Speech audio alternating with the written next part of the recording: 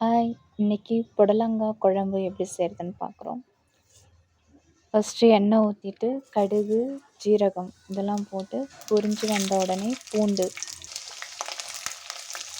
ஒரு 15 பல் பூண்டு போட்டு வெங்காயம் நல்லா பொடியாக நறுக்கிட்டு அதையும் நல்லா வதக்கி விடணும். வெங்காயம் பூண்டு நல்லா வதங்கி வர்றதுக்கு உப்பு, கல் உப்பு கொஞ்சம் சேர்த்து நல்லா வதக்கி விட்டுடலாம். இப்போது கருவேப்பிலை நமக்கு எவ்வளோ தேவையோ அவ்வளோ கருவேப்பிலை போட்டு வெங்காயத்தை கூட சேர்த்து நல்லா வதக்கணும்.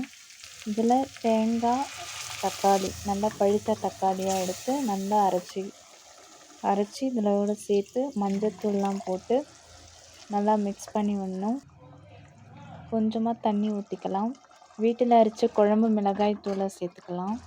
காரம் எவ்வளோ தேவையோ அவ்வளோ கிராம் சேர்த்துக்கலாம். இப்போது நறுக்கி வச்சுருந்த புடலங்காய் காயை இதோட சேர்த்து நல்லா மிக்ஸ் பண்ணி விட்டுக்கணும். நல்லா மிக்ஸ் பண்ணி விட்டுட்டு நமக்கு தண்ணி எவ்வளோ தேவையோ அவ்வளோ ஊற்றிக்கலாம். இப்போது மிளகாய்த்தூள், வெறும் மிளகாய்த்தூளை கொஞ்சம் சேர்த்துக்கலாம். நமக்கு காரம் இன்னும் தேவைன்னா கொஞ்சம் மிளகாய்த்தூள் சேர்த்துக்கலாம். தேவையான அளவுக்கு தண்ணி ஊற்றிட்டு நல்லா கொதிக்க விட்டுட்டு கடைசியாக கொத்தமல்லியை நல்லா நறுக்கி அதில் தூவி விட்டு மிக்ஸ் பண்ணி விட்டு கொஞ்ச நேரம் கொதிக்க விடணும். அவ்வளோதான். பாய்.